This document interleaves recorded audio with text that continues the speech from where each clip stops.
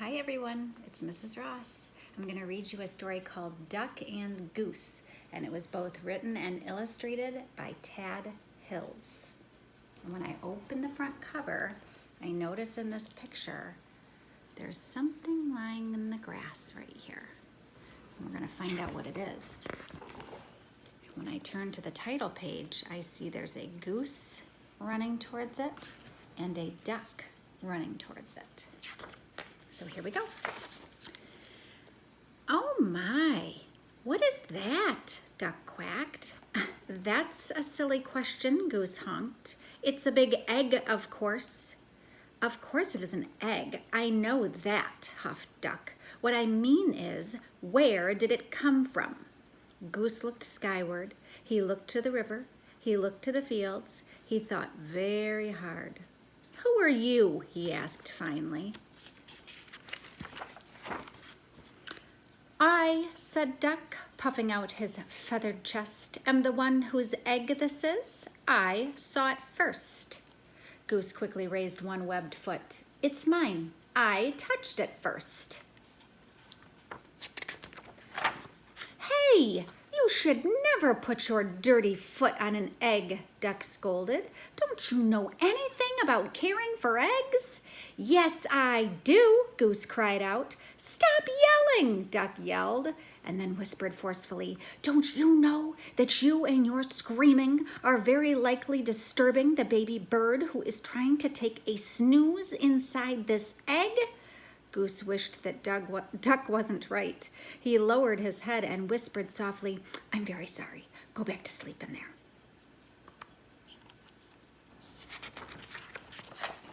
My, that's quite a beauty you have, called a bluebird from across the river.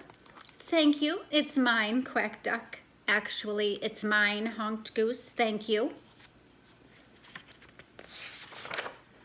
So, asked Duck, what do we do now? Well, we should do something, suggested Goose. Yes, you are right. Good thinking, agreed Duck. Like what? Duck and Goose each thought, and Duck is thinking, in his head, he should put up a fence and put signs up that say, this egg is private property. Duck's egg, no geese allowed, no honking, $5 fine. And Goose is thinking he should put a fence up, and the signs read, if you are a duck, keep walking. No ducks beyond this point. Quiet, please. Absolutely no quacking in this area. Well, we must keep the egg warm until the fuzzy little occupant is ready to come out, said Goose. Excellent idea, exclaimed Duck. He pushed past Goose. Step aside and I shall do just that. But Goose was quick too. After a flurry of fussing, grunting and groaning, slipping and sliding, honking and quacking, they're tumbling over on top of each other to get on top of the egg. Duck and Goose found themselves back to back. Scoot over. I don't have any room, complained Duck. You're much closer to me than I am to you. Stop yelling in my ear, Goose. Shh, Goose hushed, pointing at the round thing beneath them. Yes, yes, yes, we must remember. Quiet, quiet, quiet. We mustn't disturb the little one. And so they sat very still and very quiet, waiting. For a long time, they waited. They listened to the crickets chirp and the frogs burp. I'm going to teach this baby bird to quack like a duck, Duck boasted. Well, I'm going to teach it to honk like a goose, Goose honked back. I'm going to teach this baby bird to waddle, Goose added. So am I, Duck said. They heard the pitter-patter of the rain. I'm going to teach this baby bird to swim, Duck said. Me too, Goose said. To pass the time, they sniffed wildflowers in the warm sun and shared breadcrumbs while Goose taught Duck to honk. They watched the sunset in the sky, and Duck taught Goose to quack. They counted the stars in the night sky. Let's teach our baby to fly, said Goose. Oh, good idea, said Duck. I'm sure our baby will be a fast learner, said Duck. If it takes after you and me, I'm sure you're right, agreed Goose. They've spent so much time together, they're getting along, and now they're calling the baby our baby instead of saying mine. Together they waited until, did you feel that, Duck? Duck nodded. Yes, did you feel that, Goose? Goose nodded. It's time, Goose, it's time, Duck squawked. So they think the egg is cracking.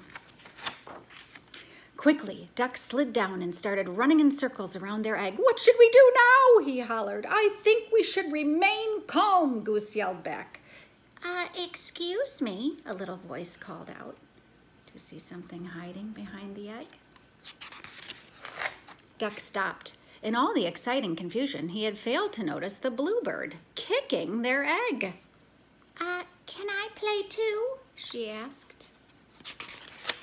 Play? This is no time for play, yelled Duck. This is no time for games, yelled Goose. And what is with the kicking? Well, I was only trying to get your attention, said the little bluebird. Well, you got it, Duck huffed.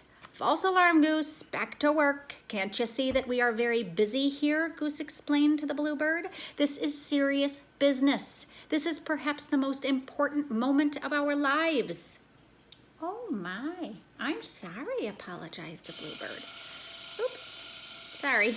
That was my dinner timer. I had no idea. I just thought that maybe I could play with your ball.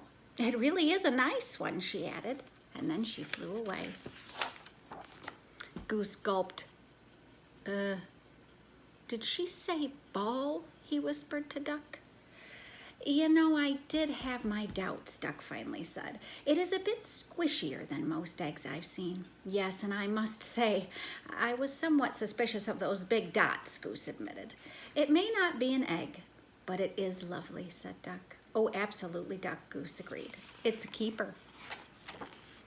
So as the crickets chirped, the frogs burped, and the grass swayed in a gentle breeze, Goose quacked and Duck honked, and the ball bounced, rolled, and sometimes even flew, just like a baby bird might. And so in the time they spent together, they become friends. So instead of a baby bird hatching, a friendship hatched. I hope you enjoyed the story. I'll have another one again soon. Bye-bye.